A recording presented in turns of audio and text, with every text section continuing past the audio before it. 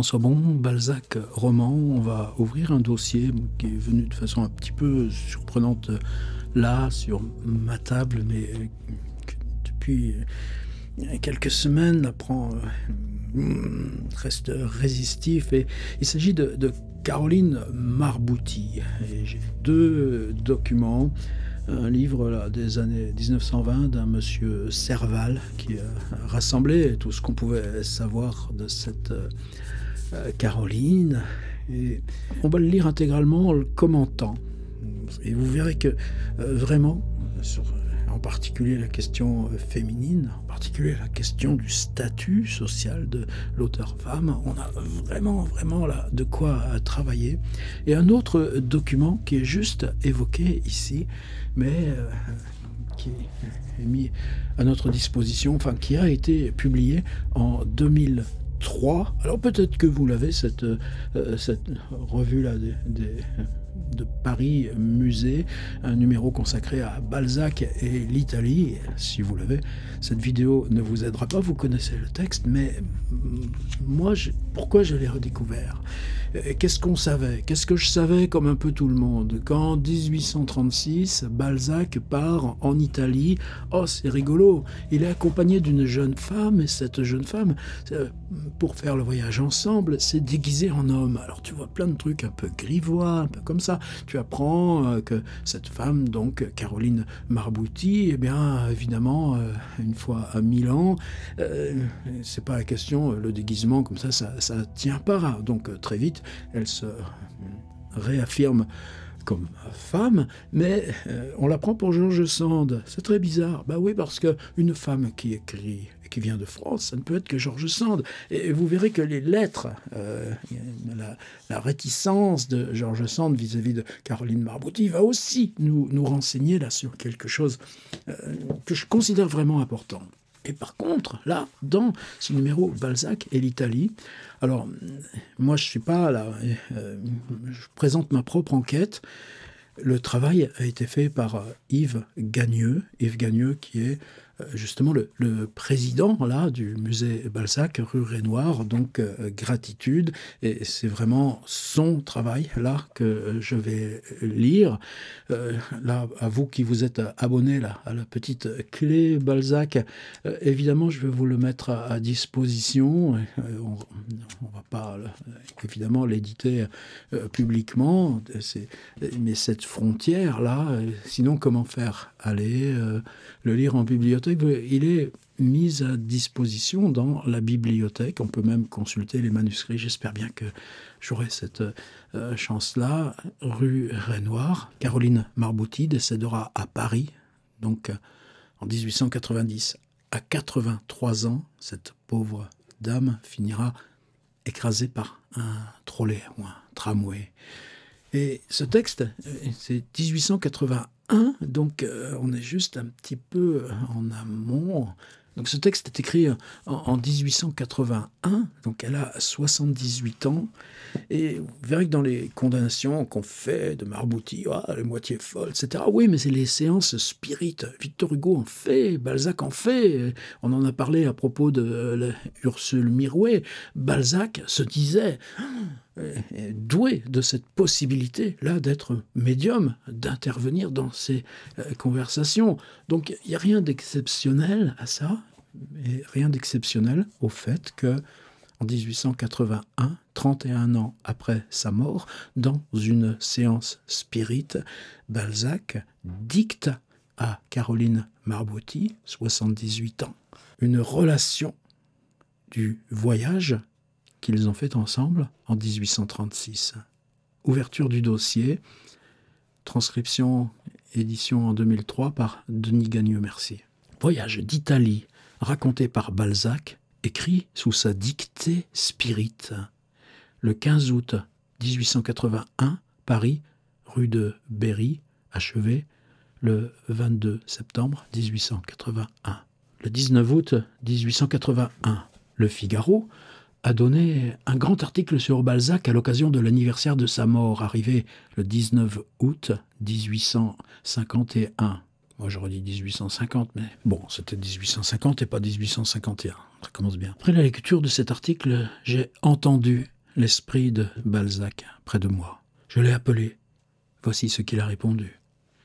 Il était 10 heures du soir. « Madame, je suis là. Je vous entends, je vous vois. Je comprends que vous ayez été moins confiante avec moi, car je n'ai pas su vous apprécier. Je vous cachais au lieu de vous élever et de m'enorgueillir de vous. Je croyais que l'on se moquerait de mon amour.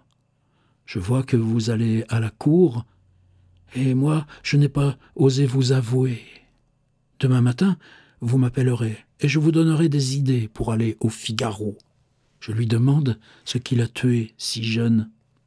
Ma femme m'a tué, car elle n'était nullement en rapport avec moi, elle ne comprenait rien de mes idées, elle avait des arrêts autour de l'esprit. Rien ne passait que ce qui lui était permis par son confesseur. De plus, elle voulait m'avoir à elle seule pour me caresser. Cela m'ennuyait, je n'étais pas amoureux qu'à certains jours et certains moments, elle l'était toujours. Rien ne fatigue comme l'amour qui tombe à faux et mal à propos. J'en étais excédé, je devenais brutal, je m'en voulais, je me forçais, j'arrivais à la craindre, à m'en éloigner, j'étais plus seul que je ne l'avais jamais été. Enfin, cela m'anéantissait et Dieu m'a rappelé. Le dimanche matin, 21 août 1881, je me suis réveillé en entendant Balzac qui me parlait. Je l'ai interrogé. Voici ce qu'il m'a dit. « Madame, j'ai passé la nuit près de vous à vous voir dormir. J'étais à vos genoux. Je me rappelais tout ce qui s'est passé entre nous deux. Votre première lettre si charmante qui est restée dans mes papiers que l'on a dû lire et retrouver. J'en fus très pénétré lorsque je la reçus. J'étais alors rue de l'Observatoire avec Jules Sandeau qui me parla de vous. Je vous invitais à venir avec madame de Marsac dîner chez moi. Vous y vîntes. Il y avait Renaud, Jules Sandeau, moi et vous deux. Vous y vîntes dans une toilette simple mais ravissante. Je compris, en vous voyant, quelle femme vous étiez. Je devins subitement amoureux. Je ne l'avais, je crois, jamais été. J'avais eu des femmes, mais je n'avais pas aimé comme je sentais que vous pouviez me l'inspirer. Sandeau vous aimait aussi. Nous parlions de vous, mais il ne vous jugeait pas comme moi. J'avais pénétré sous la robe. Je vous vois déshabillé et du physique au moral. J'étais émerveillé. J'allais partir pour l'Italie. J'y avais une affaire pressée qui m'appelait pour quelques jours. M'éloigner en ce moment de vous, c'était vous perdre. Je craignais également de vous parler de mes sentiments. Vous visiter était difficile. En pénétrant dans votre vie, j'y vis des difficultés qui vous enserraient de tous côtés. Vos revenus étaient pris par des charges absolues. Sous ce rapport, vous ne pouviez ni m'aider, ni aider aux charges de l'amour, qui dans nos deux positions demandait des sacrifices d'argent pour masquer nos relations. Je ne pouvais me décider à partir et me séparer de vous. Dans ces premiers moments de séduction, de l'amour que j'éprouvais, c'était vous perdre. D'autre part, vous habitiez la pension où étaient vos filles. On ne pouvait y pénétrer qu'en visite seulement. Comment nous réunir? J'eusse voulu vous emmener en Italie avec moi, mais l'argent me manquait. On ne fait voyager une femme pour rien. J'avais à peine de quoi payer le voyage pour moi tout seul. Le rang que j'occupais dans le monde, la position que j'y voulais prendre, la connaissance que j'avais de l'orgueil général imposaient à mes directions une apparence de luxe, des grandeurs que je soutenais d'autant plus difficilement que les pouvoirs qui me craignaient mettaient des entraves à toutes mes spéculations. Mes calculs étaient arrêtés, mon travail, si largement rétribué, était toujours difficilement payé. La politique du pouvoir contre moi était de m'abaisser. Il n'y avait que les mauvaises affaires qui leur donnaient cet espoir contre moi. On ne m'en fit pas faute. C'est par là qu'on m'a tué. Rien ne peut donner l'idée des difficultés judiciaires possibles contre un individu qu'on veut annuler par ce moyen. Presque tous les auteurs élevés l'ont plus ou moins ressenti. En politique, le fils du maréchal Ney a été tué lui aussi de cette manière. Je ne pouvais compter absolument sur rien, n'ayant que mon travail, lequel m'avait placé dans la haute société, où je voulais me maintenir. L'écrivain n'a pas assez de son talent dans les hautes régions pour s'y soutenir et garder la force qu'il a pris dès l'abord. Il y a entre toutes les aristocraties de grandes rivalités. Le noble ne veut pas admettre le talent à son rang, il veut rester son protecteur, témoin. Rousseau, l'homme de talent doit être riche, la vie d'argent le met en rapport avec celle des grands seigneurs. Seule, elle égalise la distance que la noblesse s'obstine à mettre entre l'aristocratie des races et celle du génie et du talent. Je ne me soutenais élevé qu'à condition d'agir en toutes choses en grand seigneur. Je l'eusse pu avec mon travail et mes succès, mais l'intrigue souterraine, la lutte sociale m'accablaient. Une chose que le vulgaire ignore et qui explique mes ambitions aristocratiques, c'est qu'en montant dans l'échelle sociale, les difficultés s'abaissent d'autant. La position aplanit les difficultés des rapports subalternes ou les complique. J'avais dû au salon mes premiers succès, je tenais à me maintenir grand seigneur. J'avais pris le de à mon nom, chose obligée lorsqu'on fréquente l'aristocratie. J'étais par mon talent très élevé, hors ligne. Avec de l'argent, je pouvais tout aborder. Mais l'argent que je pouvais gagner, on me l'arrachait par des difficultés occultes qui brisaient tous mes plans. Forcé d'aller en Italie, où j'avais le premier rôle, je devais y faire figure. À peine avais-je la dépense pour moi. Comment y amener Marcel? Car, vous vous le rappelez, ce nom vous était donné. Plus j'y pensais, mieux je comprenais que ce voyage, en nous réunissant et nous rapprochant, vous donnerait à moi. Ce fut vous qui levâtes les difficultés, que vous êtes heureux de pouvoir aller en Italie. Je voudrais faire ce voyage, c'est un de mes désirs, tout en causant avec vous près de votre piano. Un soir que vous m'aviez reçu au parloir, j'appris que vous pouviez disposer de 500 francs. Ces 500 francs, ajoutés à la somme que j'avais, en calculant bien, pouvaient suffire à nous deux pour un voyage de 8 jours. Je retrancherais mon domestique, nous partirions seuls, en garçons. Nous convînmes alors des conditions du départ à deux. Vous aviez tant de raisons de rester inconnus que vous ne pouviez pas voyager ainsi en habit de femme. Pour moi-même, quel embarras! Des paquets, des toilettes, les égards dus devant tous m'auraient gêné. Vous aviez d'ailleurs eu l'idée de partir avec des habits d'homme. George Sand en avait donné l'exemple. J'avais un crédit chez mon tailleur. Il fut décidé qu'il vous habillerait. En 8 jours de temps, tout fut prêt. Marcel devint un jeune neveu à moi.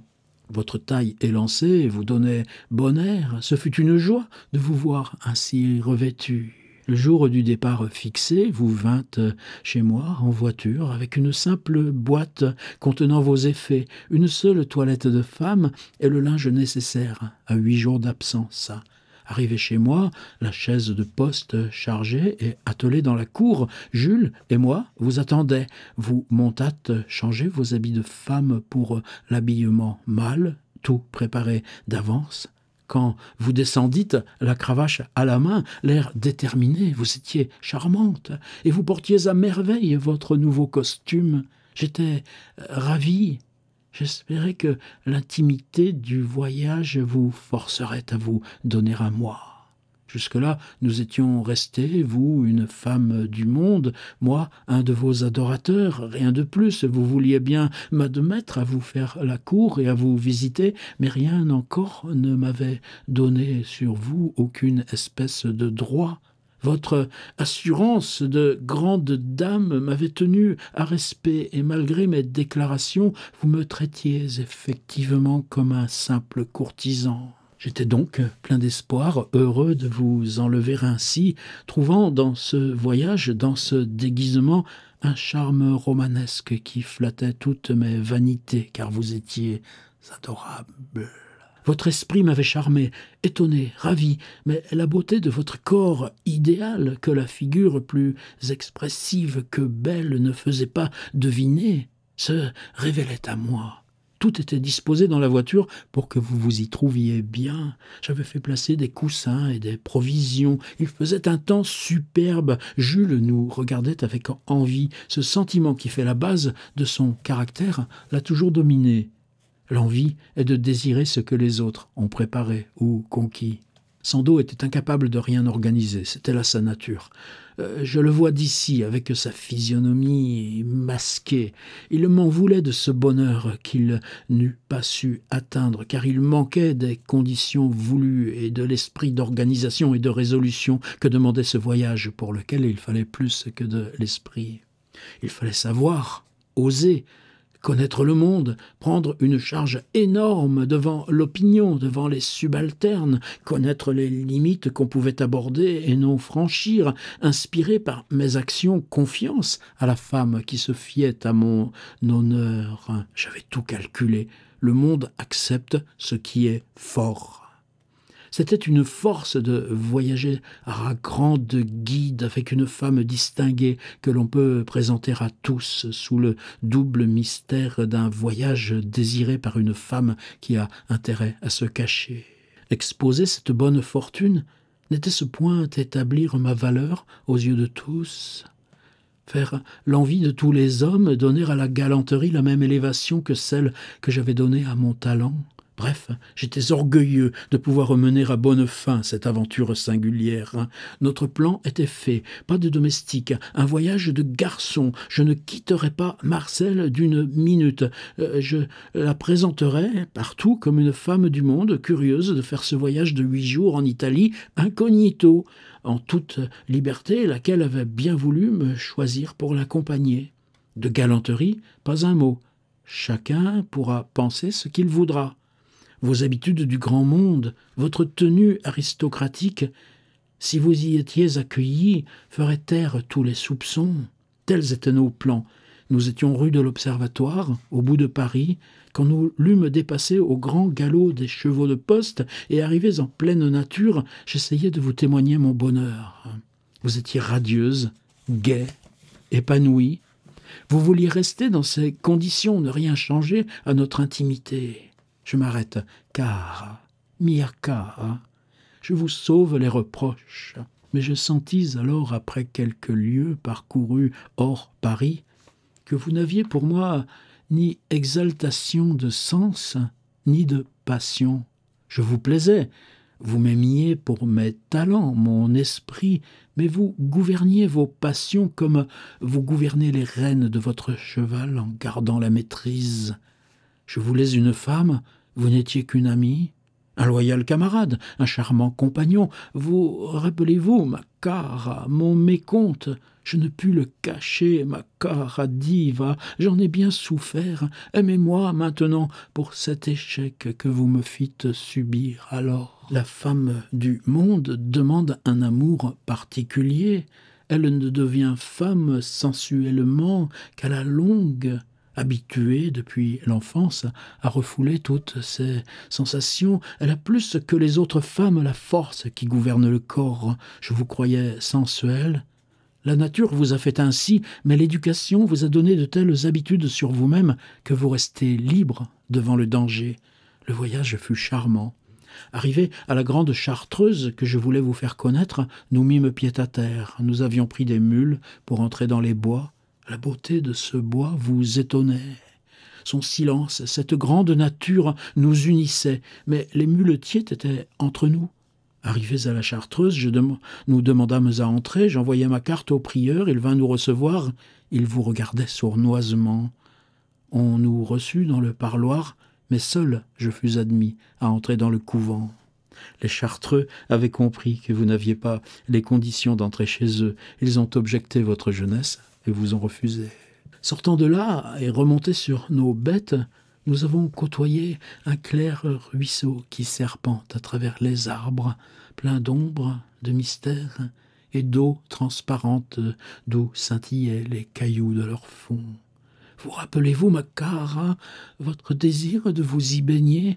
Les commencements de l'amour ont cela de délicieux pour la femme qu'elle voit se réaliser tous ses désirs. Ses moindres volontés sont prises au sérieux et satisfaites. Tous ses caprices, besoins, désirs sont admis. Ils deviennent des lois.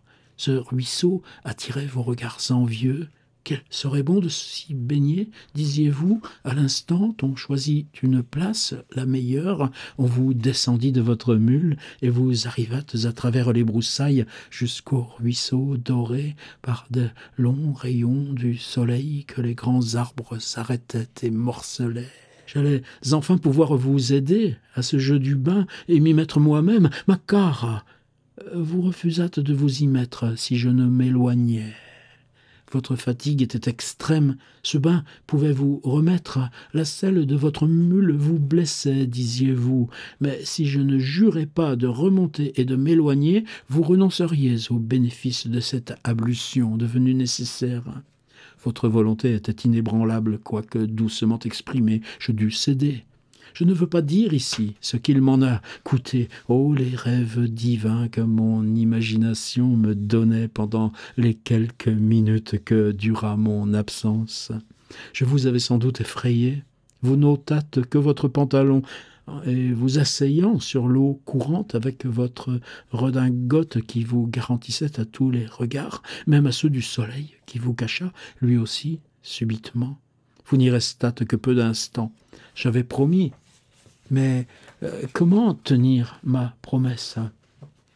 J'avais cherché et trouvé un chemin de traverse. J'espérais vous surprendre. Je m'y étais glissé. Mais vous doutant et craignant ma désobéissance, un plongeon ou deux vous avez suffi et vous vous rhabilliez lorsque j'apparus à vos regards. Il était trop tard.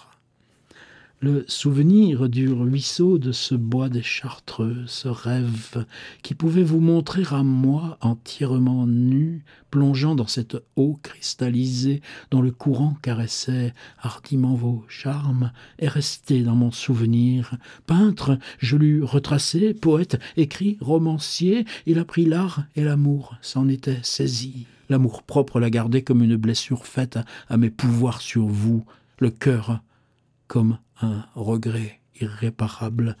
Vous n'étiez alors forte que moralement. Ce voyage rapide, cette excursion sur des mules difficiles et fatigantes avait épuisé votre délicate nature. Il fallut penser au retour, passer le mont Cenis, très dangereux en ce moment alors. Pas un postillon ne voulut nous conduire. Le maître de poste s'y opposait. Il y avait trop de danger, disaient-ils tous. On ne pouvait le descendre, il fallait attendre. Vous fûtes prise, mon enfant, d'un vrai courage que j'admirais. Vous étiez bien le camarade de votre hardi chevalier, car vous ne voulûtes pas retarder ni reculer devant le danger. J'étais pressé, il fallait arriver, rien ne put nous arrêter. Triplant le gage, un jeune garçon consentit à nous conduire. Nous partîmes, malgré tout, au galop des chevaux, emportés, entraînés vertigineusement, nous tenant enlacés et bravant le sort qui pouvait être si funeste. Je vous ai bien observé. La peur ne vous a pas fait frémir un seul instant. Résolue, courageuse, vous souteniez mes volontés, vous unissiez vos forces morales aux miennes et souteniez bravement cette terrible descente, opérée cependant sans mauvais résultat. À la grande surprise du postillon qui avouait qu'il y avait miracle, que tous les trois nous avions risqué notre vie. Y aviez-vous pensé, Macara? En aviez-vous fait le sacrifice? Ou la bravoure chez vous, éveillant la curiosité, vouliez-vous savoir jusqu'où votre force d'âme pouvait braver le danger? Je le crois, car arrivés au bas de la montagne disparue aujourd'hui sous un chemin de fer, le danger éloigné vous fîtes arrêter, vous voulûtes descendre, cueillir les fleurs du chemin qui se trouvaient là, en faire un bouquet, en garnir la voiture en réjouissance, disiez-vous, du succès de notre périlleux passage. Ce bouquet, vous le destiniez à vos amis de Paris, voulant en garder le feuillage comme un souvenir, un trophée. Je vous voyais avec vos petites bottes et vos pieds mignons, courir de fleur en fleur, les ramasser, les réunir avec votre gracieuse et flexible vivacité, puis, me les rapportant, vous en emplissiez la voiture en riant et m'en couvriez les genoux. Cette simplicité enfantine, après le courage réel que vous veniez de montrer, faisait contraste. J'admirais, j'étais presque jaloux de vous trouver au-dessus de moi, en force et en volonté. Mon orgueil d'homme était en jeu. Vous aviez le dessus sur moi. Voilà Turin, nous sommes arrivés. Après avoir admiré les cols si gracieux de cette nature alpestre, nous touchions au but marqué par notre voyage. Notre voiture faisait un grand fracas à travers les grandes rues presque désertes de Turin. Notre arrivée fut un événement. J'étais connu, attendu. Nous descendions au grand hôtel, sur la grande place près du château royal. Le plus bel appartement au premier étage, avec balcon sur la place, nous fut donné. La grande chambre d'honneur fut la vôtre. Le lit monté sur une estrade vous étonna. C'était un lit royal. Ma cara, pardonnez-moi encore. Ce lit, cette chambre, semblait devoir m'appartenir. C'était un reste de ma nature bourgeoise. Je croyais encore à la supériorité de l'homme sur la femme, et m'étonnais de n'avoir pas le premier rang et vous le second. Vous, femme aristocratique de naissance et d'éducation, vous preniez partout votre place et ne vous effaciez devant personne. Aussi acceptâtes-vous cette chambre royale comme un droit, sans conteste, n'imaginant pas qu'un homme, quel qu'il fût, pût y avoir droit devant vous. Je ne vous dirai pas que je n'en fus blessé, mais moi, habitué aussi à me croire le premier, je compris votre pouvoir, la place qui, naturellement, vous était due. Je devenais le second dans la partie que nous jouions, et j'en restais surpris. D'autres épreuves de ce genre m'attendaient. Rappelez-vous, ma cara, nos charmants déjeuners dans la grande salle à manger du bas, avec les immenses fenêtres ouvertes sur des balcons garnis de fleurs donnant sur la grande place de Turin, sous le beau soleil d'Italie, rayonnant sur nos couverts si élégamment et si luxueusement parés et dressés. Tout s'y trouvait réunis et servis à l'avance afin de nous isoler mieux. Délicieux poissons, figues que vous adoriez, petit vin blanc d'Italie, si doux et si bon, fruits magnifiques, que tout cela était charmant. Vous étiez gai, aimable, si bien accoutumé à votre rôle de camarade que vous y mettiez tant de grâce. Je me prenais à ne voir en vous qu'un ami, un compagnon charmant, avec lequel j'oubliais votre sexe pour échanger et mêler toutes nos impressions. Cette vie si large, si libre, que nous menions ensemble dans ce splendide hôtel par cette brillante nature, dans les conditions de grandeur matérielle dont nos intelligences en rapport doublaient l'élévation, cette vie que nous avions hardiment pris tous deux, bravant les préjugés, les narguant spirituellement, nous plaçant à des hauteurs qui les dominaient, le grand jeu de l'amour libre avec le grand monde qui ne l'accepte pas d'ordinaire et dans lequel nous étions vainqueurs, n'était-ce pas une partie sublime, un jeu compris par les hautes organisations, difficiles à la réussite, que nos ambitions d'artistes, d'hommes d'imagination, de courage, de volonté venaient d'accomplir sans nous compromettre aucunement, sans nous fourvoyer avec l'opinion. Moi, homme en vue de la critique, et sans blesser les convenances admises, ces parties gagnées, cette défense vaincue, était une grande jouissance. Cette bataille avec les préjugés du monde, dont nous sortions par l'audace et l'esprit, sans scandale, les vainqueurs, ressemblaient à un triomphe, nous en étions orgueilleux. Les hommes de la haute société qui venaient me voir et que je vous présentais revenaient émerveillés et envieux, se demandant comment il était possible en France de pouvoir cueillir de si grandes jouissances, enviant la France qui les permettait, le talent qui les donnait, le génie qui les organisait, l'or qui les rendait si complètes et si fortunées, car il me croyait heureux, ma cara bien-aimée. Les joies de ce monde ne rayonnent que d'un côté, l'ombre se fait partout et pour tout, même pour les grands bonheurs de l'amour. Vous me cachiez quelque chose, je l'ai su et compris depuis. Votre corps était comme le mien en souffrance. L'amour matériel nous était refusé à l'un comme à l'autre. Je vois aujourd'hui pourquoi et comment je puis vous le dire. C'est un mystère pour les vivants. L'intelligence avait pris chez nous les forces corporelles dont dispose l'amour. Ce voyage que vous faisiez était pour votre santé, vous me le cachiez, celui que je faisais pouvoir aussi me guérir. L'amour du corps veut le corps complet. Nous n'avions l'un et l'autre que l'esprit et le cœur de saint. Mystère de l'être dont la destinée veut l'unité et qui, par les lois de notre société, perd dès l'enfance une des 3 lois que la nature exige pour équilibrer l'être avec sa destinée. Je m'arrête, car je ne puis vous parler de ces lois de principe que l'époque repousse encore, mais qui ne tarderont pas à se faire explosives. Revenons à nos déjeuners. J'oubliais l'amour pour jouir de cette intimité de gamin. Je reçus des visites, vous présentez au grand personnage de Turin, vous soutîntes votre rôle à merveille. Turin sut bientôt la nouvelle de notre arrivée. Tout le monde voulut nous voir. Silvio Pellico lui-même, le héros du moment, alors en Italie chez la marquise de Saint-Thomas, dont le fils attaché à l'ambassade était déjà près de vous, vous offrant ses hommages, voulut vous être présenté. La marquise donna une grande soirée en votre honneur. L'Académie voulut nous avoir à son tour. Elle nous donna un grand repas. On vous prenait pour George Sand. Je m'amusais à les laisser dans l'erreur. Au dessert, on vous apporta son portrait, croyant y retrouver votre ressemblance. Vous vous défendiez avec esprit. On établissait votre supériorité intelligente comme preuve. Le soir, chez Madame de Saint-Thomas, vous changeâtes le costume d'homme pour une ravissante toilette féminine, simple, élégante, tout à fait parisienne, que vous aviez apportée dans votre petite boîte. Tout y était, jusqu'au chapeau mignon appelé bébé que l'on portait alors.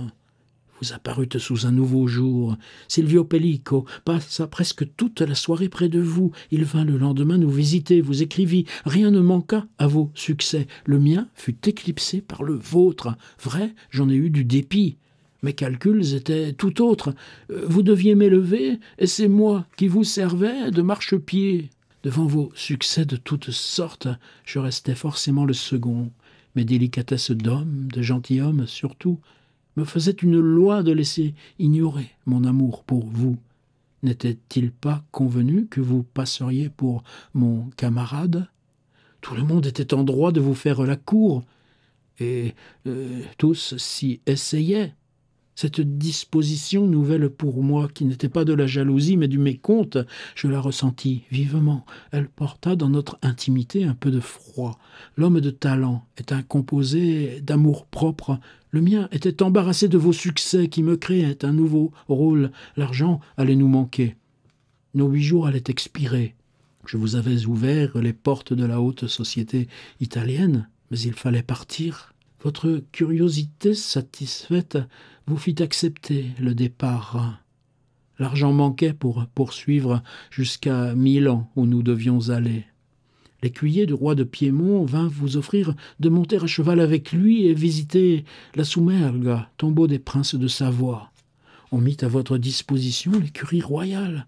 Vous montâtes sur une selle à l'anglaise avec votre costume d'homme. En Italie, pays de voyageurs, rien n'étonne. Notre court séjour fut aussi agréable que possible. L'affaire qui m'avait attiré n'avait pu réussir. Je voyais la fin de ma bourse, celle de mes espérances sur vous. Je devenais morose.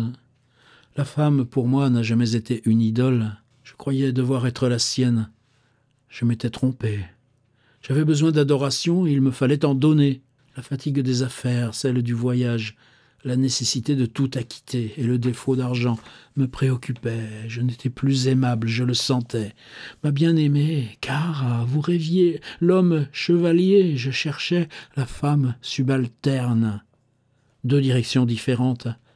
Les désirs peuvent naître en pareille circonstance rarement. Le véritable amour, vous le sentiez à merveille. Moi, je commençais seulement à m'en apercevoir. Il fallait partir pour éviter le revers de la médaille.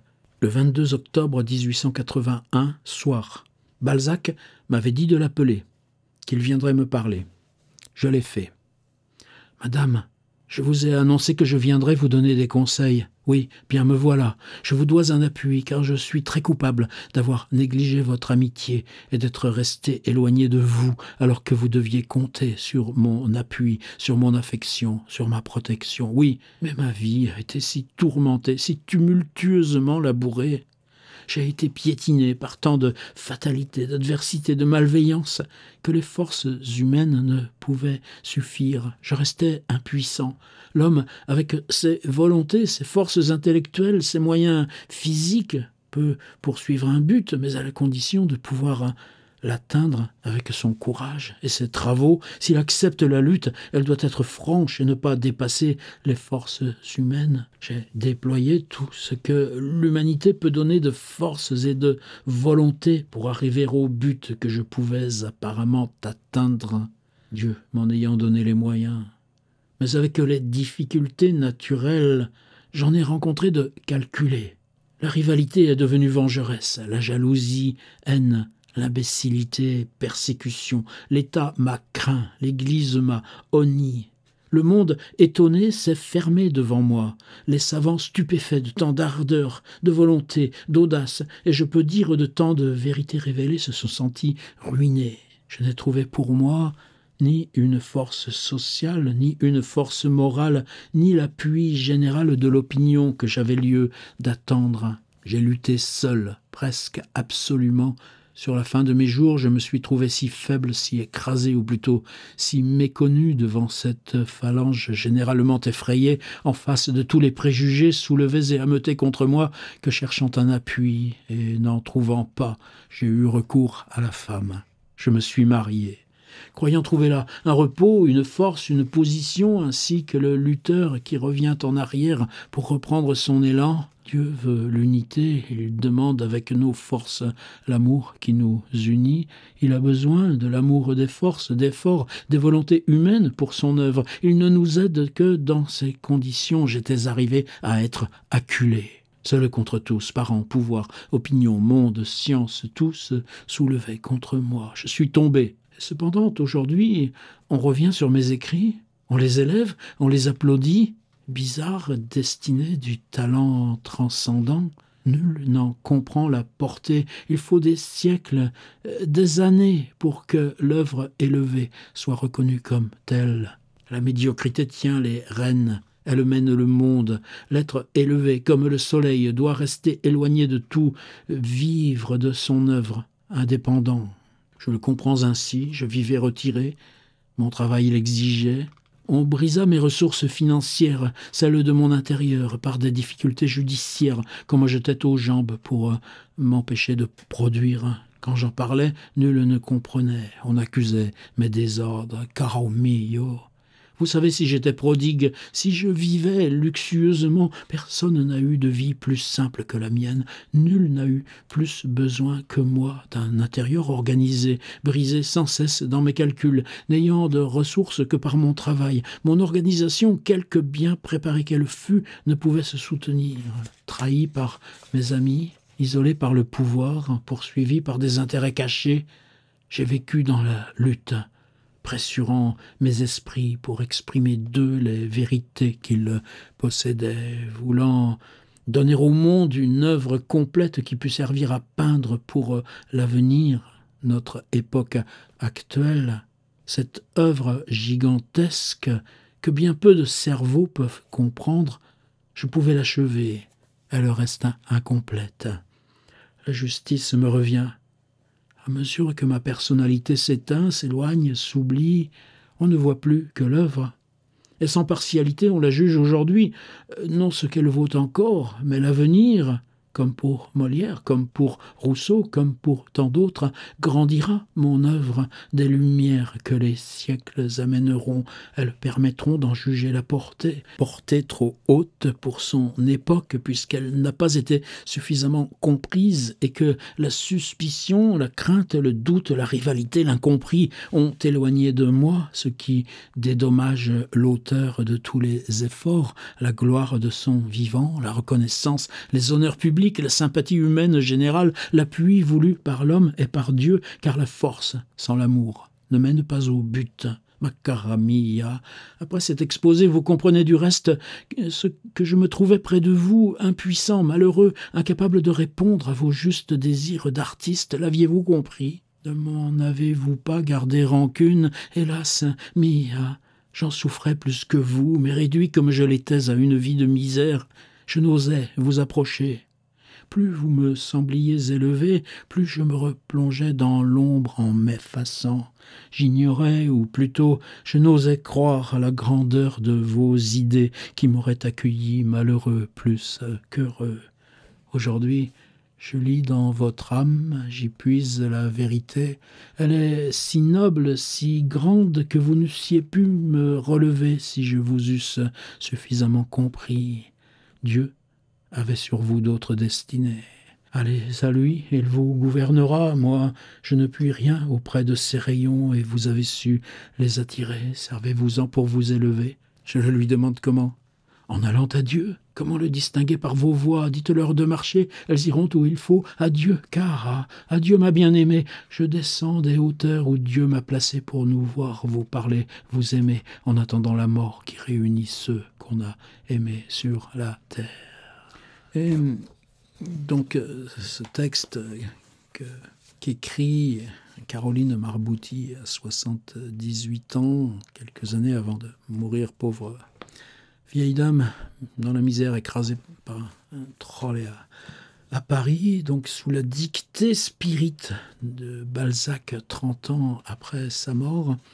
Yves Gagneux, donc président de la Maison Balzac, et qui réunit là ces textes Balzac et l'Italie. Il y a aussi un très bel article sur Calvino, lecteur de Balzac, et des préfaces qu'il a fait en Italie. Vous voyez, à chaque point, m'en amène un petit autre, c'est ça le bonheur. Accompagne ça d'une lettre, pareille, de Caroline Marbouty, mais écrite directement pendant le voyage d'Italie à sa mère. Donc là, on n'est plus dans la dictée spirite. J'en lis un petit bout. Lettre de Caroline Marbouty à sa mère relative à Balzac, écrite de Turin le 2 août 1836. La date de cette lettre va t'étonner, chère mère, tu es loin de me croire en Italie, à 300 lieues de mon gîte ordinaire. C'est une explication que je vais te donner, mais à toi seulement. Seul tu auras le secret de ce voyage, parce que je compte ça sur ta discrétion, et aussi je me réjouis du plaisir que ces détails et cette nouvelle te feront. Voilà un siècle que je ne t'ai écrit, tu as perdu le fil de ma vie depuis bien longtemps. Je te dirai donc que par Jules Sandeau, Balzac m'a invité, ainsi que Nana, à dîner chez lui. J'avais mis dans mes projets que le jour où nous nous rencontrerions avec lui, il me fallait le séduire. Ma volonté était forgée, j'y ai réussi. Je l'ai magnétisé, si je puis me servir de cette expression qui seule rend bien l'action que j'ai produite. J'avais une toilette délicieuse, une redingote de mousseline très claire, laissant voir avec le plus grand art toute ma taille dans son meilleur aspect, une mantille espagnole faite de dentelle noire, chaussée à ravir, les cheveux soignés. Bref, on est resté 3 nuits sans dormir.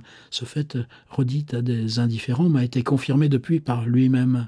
Peu de jours après, on est venu me voir, on partait pour la Touraine, au retour pour l'Italie. Or, en Touraine, on m'a regretté, et de retour à Paris, on est venu me proposer de m'emmener à Turin, de là à Gênes, peut-être à Florence. J'ai beaucoup balancé, mais j'ai cédé. Quel joli voyage! Partir en poste de Paris, et 5 jours après, débarquer à Turin en franchissant les Alpes du Mont Cenis et descendant à la Grande Chartreuse. Là, j'ai pensé à toi. Tu l'as fait, ce voyage. Tes souvenirs me sont revenus, j'ai compris l'exaltation que ce voyage t'avait laissée. Je suis seul avec Balzac, son domestique. Il m'a fait habiller en homme, et ce costume, qui me va bien, m'enchante. Il m'empêche d'être reconnu, me donne une infinité de libertés charmantes et nouvelles. Cela plaît à mon esprit original. À Turin, je passe pour son secrétaire. Il m'aime beaucoup, m'entoure de soins, mais le malheur veut que je sois malade. Jamais un bonheur n'est complet. Mes tristes infirmités sont revenues, plus que jamais je les cache tant que je peux, mais elles m'ont beaucoup fatigué en route. Je souffrais depuis 1 mois à Paris, et il me faut ma hardiesse ordinaire pour avoir osé braver cette indigne indisposition qui pouvait, par la fatigue du voyage, devenir sérieuse. Il n'en a rien été, je vais même un peu mieux. Balzac est, comme tous les hommes supérieurs, très occupé de ses idées, peu aimable. Mais il y a tant de force et de puissance spirituelle en lui, et il y a tant de supériorité dans tout son être qu'il plaît. Son physique est mâle, sa tête fort belle d'expression et bizarre. Nous avons une position de prince, il est chargé de dépêches de l'ambassade, ce qui le met en relation avec ce qu'il y a de mieux. Il dîne aujourd'hui chez un sénateur, une voiture à 10 heures, c'est à 10 lieues de Turin, je me fais une fête de cette soirée en calèche découverte. Au reste, cette calèche est à mes ordres, j'ai un appartement magnifique, servi admirablement. Tout cela est d'autant plus beau que Balzac n'a pas le sou. Il est criblé de dettes. Ce n'est qu'à force d'un travail incroyable qu'il maintient sa position entre le luxe et la chute financière qui le menace chaque jour. Il me trouve beaucoup de moyens, dit-il, et veut essayer de me faire travailler afin de gagner 20 000 livres de rente. Mais il est bon de te dire que c'est l'homme au projet et qu'il ne faut tabler qu'au présent avec lui. J'y compte donc fort peu. Il s'agirait de travailler ensemble à des pièces de théâtre. Son nom lui assure une distinction partout. À Turin, il y est déjà recherché, flatté comme une illustration. On doit faire jouer une pièce d'Alfieri pour lui. Nous avons été au spectacle ensemble, en homme, bien entendu, ce qui est ravissant d'originalité.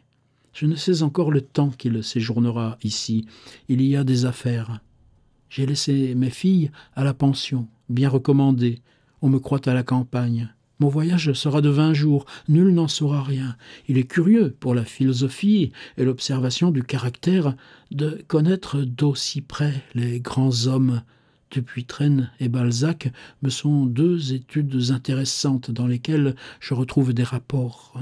À Paris, je ne sais ce que deviendra cette connaissance. Je me suis réservé le droit de liberté, n'ai accepté que l'amitié pure et simple comme lien. Le reste sera caprice, s'il me plaît. Je m'estime d'autant plus heureuse de l'espèce d'amour que j'inspire et qu'il est plus que jamais rare. À notre époque, l'artiste seul le comprend encore un peu. Le reste de la nation ne s'en doute plus. La femme artiste a parlé assez de liberté pour la chercher et s'en enchanter, mais je n'ai pas d'exaltation. Mes idées sur l'amour ont subi bien des modifications depuis que je connais le monde réel et le caractère, les besoins, la nature des hommes supérieurs. On n'est aimé que lorsque l'on sait dominer ses impressions, lorsque l'esprit reste assez froid pour saisir. C'est ce qui m'est arrivé dans cette circonstance.